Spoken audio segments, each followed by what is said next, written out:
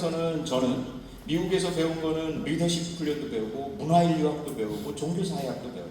이게 왜 그러냐면 인도에 갔을 때 이 사람이 힌두교잖아요. 무슬림이잖아요.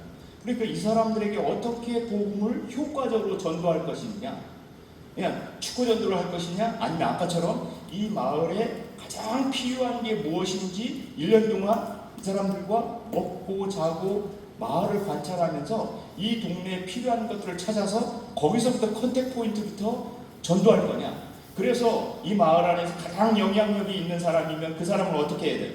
구워 삶아요. 제가 아까 사제가 좋아서 구워 삶아서 아니에요. 복음 전도를 위해서면 바울처럼 내가 유대인에게는 유대인에게, 헬라인에게 헬라인에게 되지만 제가 힌두교가 좋아서 그랬어요? 아니에요. 예수 믿게 하겠다라는 일념 때문에 이 마을에 필요한 게 있다라면 배우는 거예요. 그게 뭔지, 거기서부터 출발할 수만 있다라면 그게 뭔지를 배우면 거기서부터 뭐예요? 이 마을에 영향력 있는 사람이 기독교에 대해서 우호적이기 시작하고 또 성령께서 역사하셔서 이 사람이 변화되면요, 이 마을이 어떻게 돼요? 좀 더 저개발 국가일수록 집단 개종돼요. 한국 사회는 뭐예요? 서구화됐기 때문에 개인 대 개인이 해서 개인이 스스로 결정하잖아요. 그런데 여러분 생각해 보세요. 여러분 어린 시절 30대 여러분의 결혼과 직장을 누가 결정했어요? 부모님하고 심지어는 육촌까지도 나와가지고 왜 걔랑 결혼시키냐고 다 동네 참견하잖아요. 그러니까 30년 40년 전만 해도 한국 사회는 어떤 사회였어요? 대가족제도였어요. 지연, 혈연 중심. 지금에 있는 남아시아나 아시아, 동남아시아 지역은 여전히 어떤 사회예요? 네, 대가족 중심자의 사회. 특히 이슬람교하고 힌두교는 그래요. 그래서 여기에서는 아이들이, 청년들도 개인적으로 결정하지 않아요. 대학교 가서는 지들 마음대로, 요즘 한국 청년이랑 똑같아요. 그런데 언제는 자기 부모 말을 굉장히 중요하게 듣냐면 결혼할 때. 부모 유산을 물려받을 때는 철떡같이 와서 부모 말을 믿는 듯이 이야기한다. 왜? 애들이 계산이 더 빠르잖아. 그럴 때는 부모가 결혼하라는데, 인도 같은 경우는 연애 결혼이라는 게 거의 없어요. 다 중매 결혼이에요. 중매 결혼은 아시다시피 여러분, 이 사람이 좀 높은 카스트야. 그러면 거기에 맞는 뭐가 있어요? 재산, 지위, 학위 이런 게 있단 말이에요. 그러면 거기대로 결혼하는 거예요. 그게 뭐냐면 이야기하는 대로 특정한 사회 안에서 어떤 영향력 있는 사람이 예수를 믿게 되면 이 사람이 예수 믿자마자 그 밑에 있는 다양한 사람, 이 사람의 영향력 아래에 있는 사람이 다 예수를 믿게 됩니다. 이거를요 1900년대 초반에 10년도에 도널드 맥가브란이라고 하는 교회 성장학자가 인도에 선교를 하면서 이 사람이 자기가 선교하고 있는 인도 동네에서 130개 교회가 있는데 이 130개 교회는 10년 동안 성장을 안 해요. 1%도 성장을 안 해요. 그런데 딱 11개 교회가 매년 10%, 10년 동안 100% 성장을 했어요.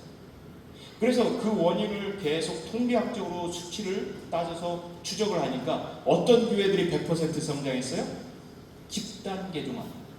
그래서 이 집단 개종한 것의 가장 큰 영향력은 뭐냐면 어떤 영향력 있는 사람을 전도를 했더니 이 영향력 있는 사람이 계속 누구를요? 자기 지인들을 데리고 오는 거예요. 그게 한국교회의 교회 성장학 중에서 뭐예요? 한국교회도 교회 성장학을 했잖아요. 70년, 80년대 동질화된 집단, 관심자 집단, 그리고 영향력 있는 한 사람을 전도해서 그 사람을 쭉 전도하면 복음 맞았다. 지금도 굉장히 중요한 것들은 이러한 전도나 성장들이 항시 누군가 영향력을 통해서 많은 사람들이 들어올 수 있다는 거예요.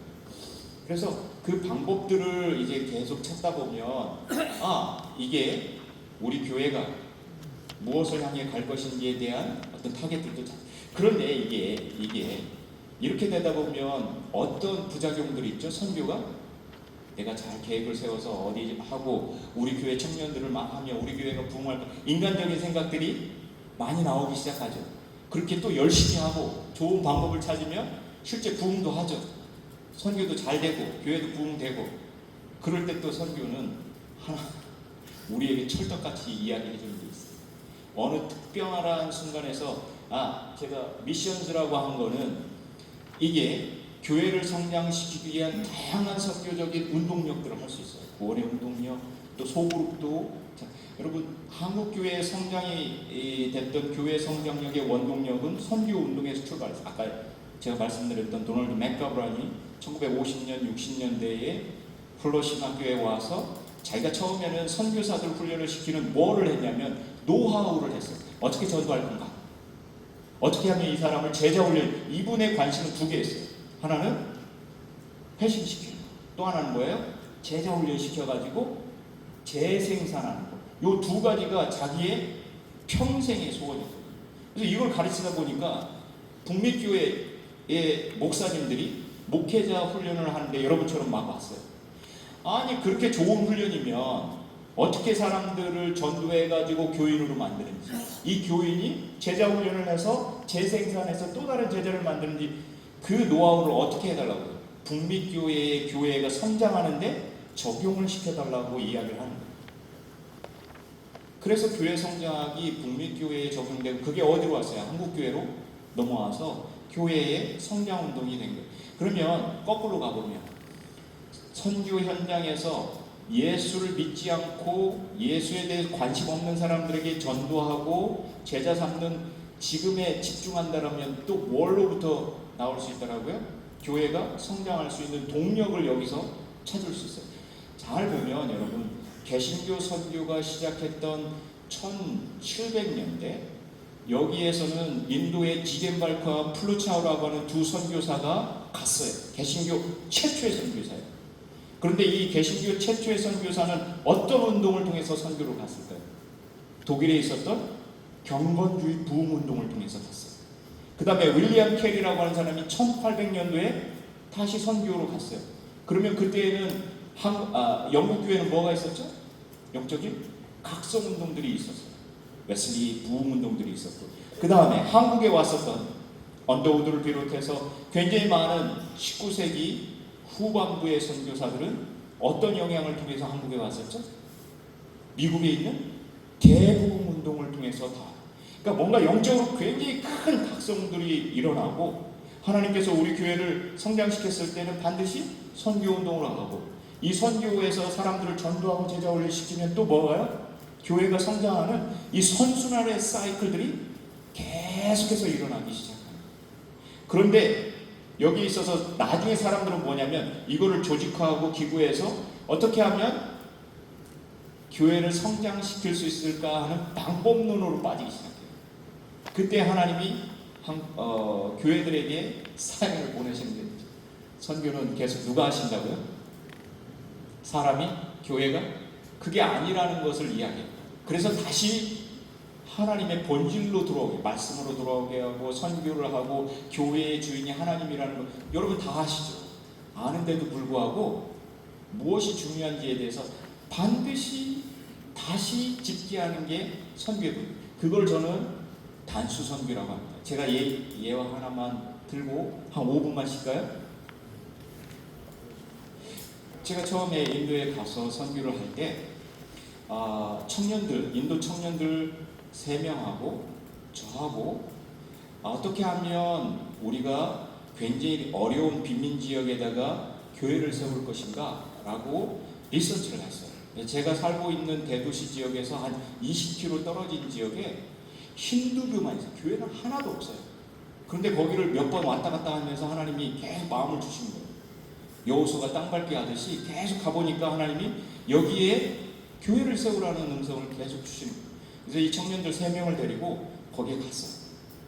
거기에 가서 교회를 보니까 정말 교회도 없고 또 아이들도 많아요. 그래서 처음에 가서 거기에 있는 마을 촌장에게 허락을 받아서 마을 귀퉁이에다가 가정교회를 조그만 거 하나 마당이 넓은 집을 해서 텐트를 쳤어요. 그리고 주일학교를 했습니다.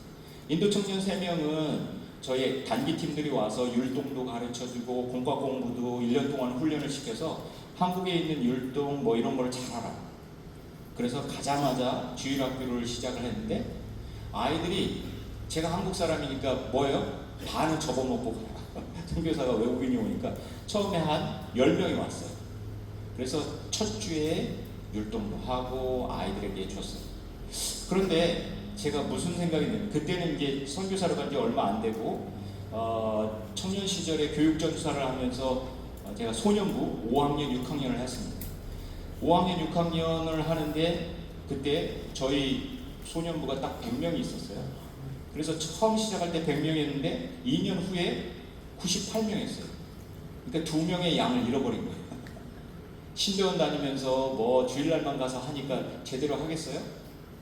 못했죠. 그러니까 실패한 전도사죠. 그런데 선교사로 가서 시작하자마자 첫 주 10명 데리고 했는데 한 달도 안 돼가지고 몇 명 됐을 것 같아? 50명 되는 거예요.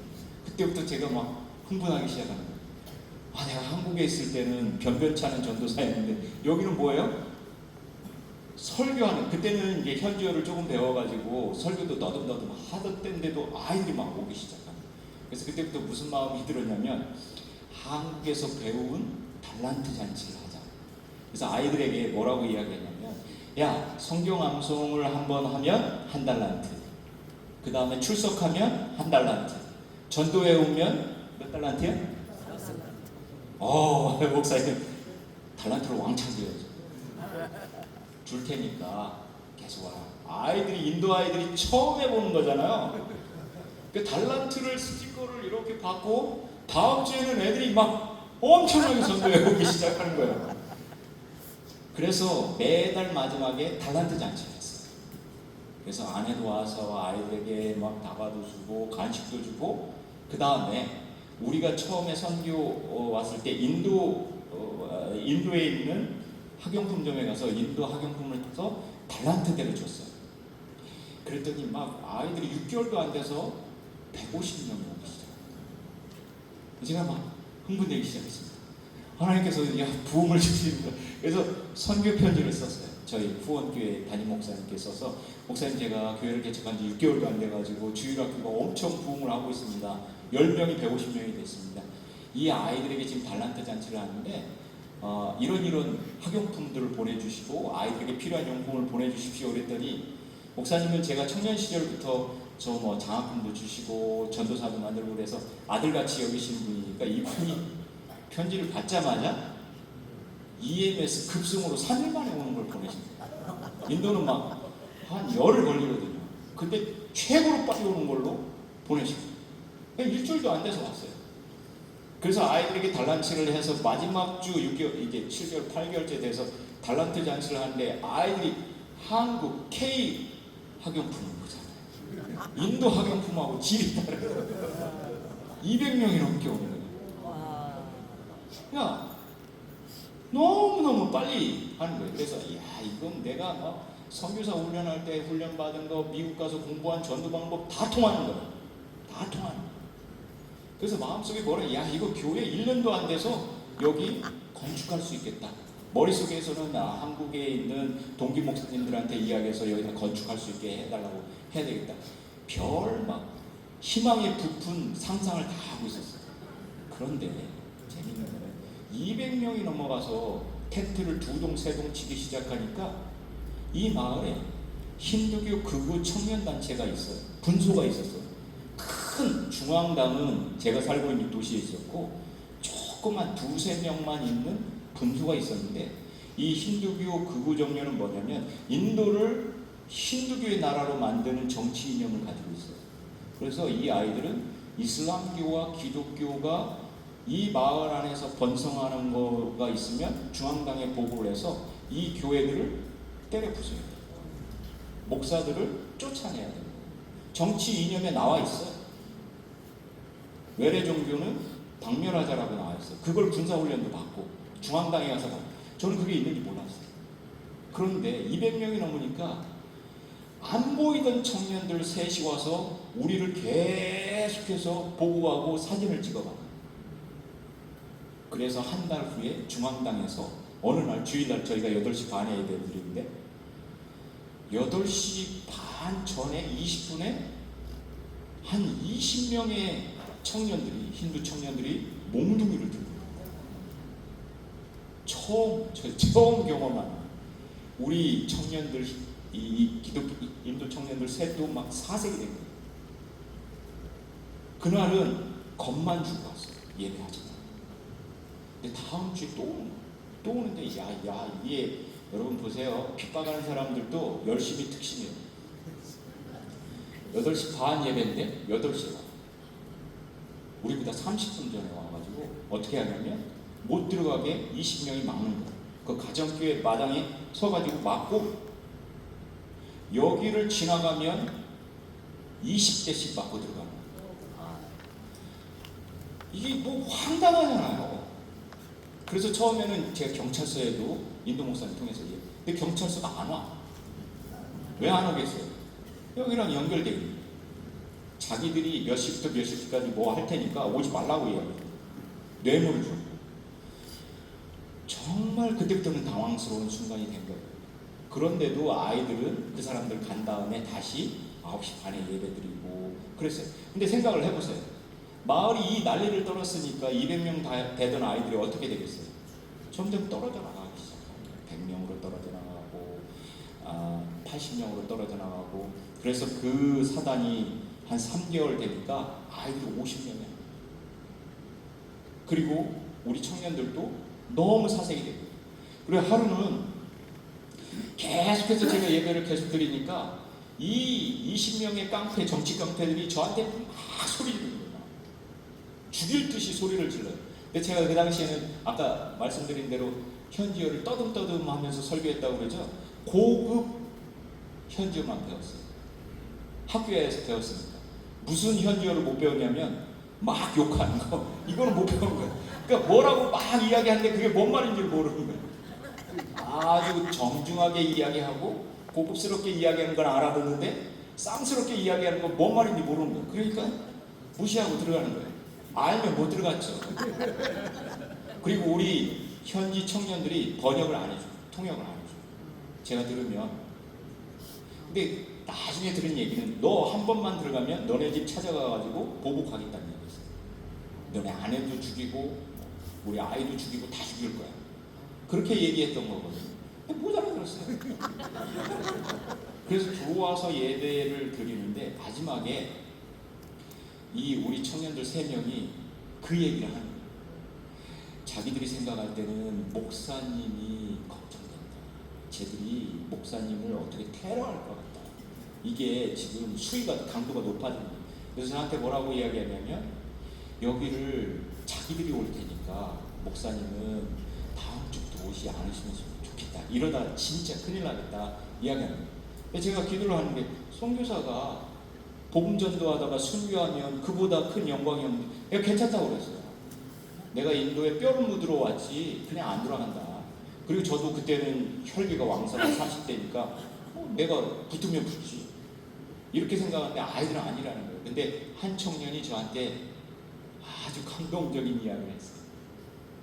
목사님이 죽으면 목사님이랑 평생 여기 우리가 살 수 없잖아요. 이러는 거예요. 이야기를 들으니까 제가 마음이 무너지는 거예요. 그래서 어떻게 생각했냐면 그러면 너네 3명이 여기 와서 계속 하되 나는 여기서 한 10km 떨어진 지점에서 계속 중보 기도를 할게. 이런 점에서 타협을 봤어요. 그리고 그 다음 주부터는 저는 여기서 중보 기도를 계속하고 계속 교회를 했어요. 근데도 상황이 안 좋아져요. 그래서 제 마음속에는 2주 후에 교회를 접어야 되겠다라는 생각을 했어요. 나중에 핍박이 끝나면 그 다음에 교회를 하자. 한 10년 후에. 어차피 나는 20년, 30년 살 거니까. 그렇게 하고 그런 마음으로 하나님께 기도를 했어요. 그런데요, 제가 이제 그만해야지 라고 생각한 그 전주에 이 3명의 전도자가 와서 저한테 놀라운 간증 하나를 해줬어요. 뭐냐면 그날도 똑같이 이 정치 깡패들 20명이 몽둥이 들고 애들한테 욕하면서 너네 여기 예배 들어가려면 여기다가 절하고 자기들 신상을 해야 했거든요. 그리고 막 욕을 하면서 애들 다 쫓아냈어요. 30명 남던 아이들 중에서 한 20명 무서워서 또 갔어요. 그 중에 10명은 쭈뼛쭈뼛 하고 있어요. 근데 2명의 아이가 6학년 중학교 1학년짜리 아이가 그 앞에 계속 서 있는 거예요. 이 정치 깡패들 앞에서. 그러면서 이 정치 깡패들이 얘들 둘이 안 가니까 막 소리를 지면서 가라고 하는데도 얘들이 안 가는 거예요. 그러니까 그 중에 정치 깡패 청년 하나가 뭐라고 그랬냐면, 너 손에 든 게 뭐야?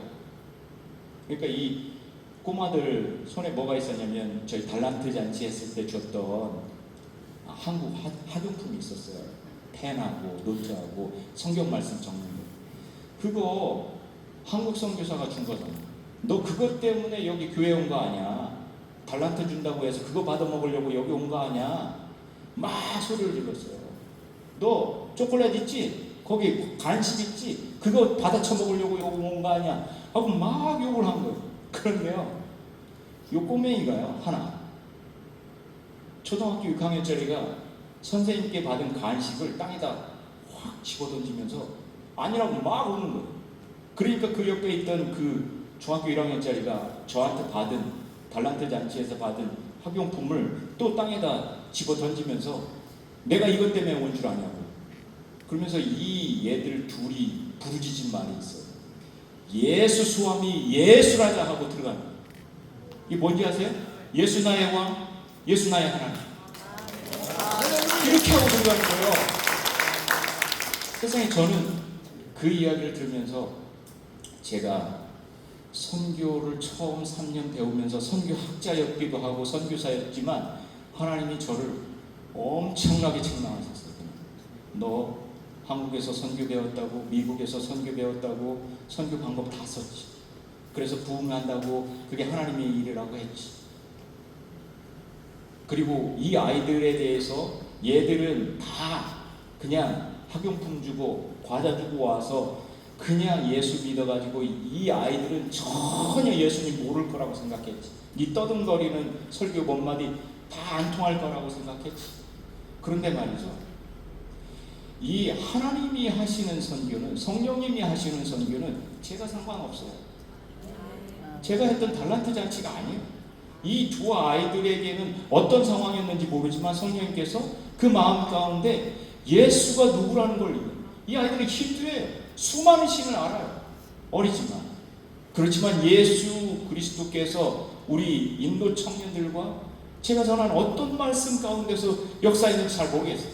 그래서 저는 선교는 내가 하는 게 아니라, 내가 아무리 뭘 배웠다고 하더라도 뭐를 통해서요? 하나님이 하십니다. 어렵고 핍박 중에서도 내가 굉장히 설교를 못하는 것 같아도 어떤 사람들은 어느 순간에 예수 그리스도의 영이 임하시면 이 사람이 어떻게 바뀔지 몰라요. 선교 역사는 우리에게 수도 없이, 아프리카의 수많은 사람들이 예수 믿는다고 해도 그냥 같지만, 또 어떤 선교사는 간지 6개월 만에 죽었어요. 3개월 만에 죽었어요. 여러분, 야마진에 가보면 애 묘하고 같이 묻은 선교사도 많잖아요. 낳잖아요. 그런데 이 선교사들이 어떻게 선교 편지 쓴 줄 아세요? 우리 선교사 또 필요합니다. 관을 짜가지고라도 보내주십시오. 그 이유는 단 예수 그리스도의 복음이 이 나라를 바꾸고 한 사람만이라도 예수 그리스도를 믿으면 이 나라가 어떻게 바뀔지 모르겠어요. 저는 인도에 대해서도 그런 마음이 있어요. 한국에 왔던 선교사들 동의했죠. 이 나라의 한 영혼이라도 예수 그리스도를 믿으면 이 나라가 어떻게 바뀔지 모르잖아요. 그러니까 그거는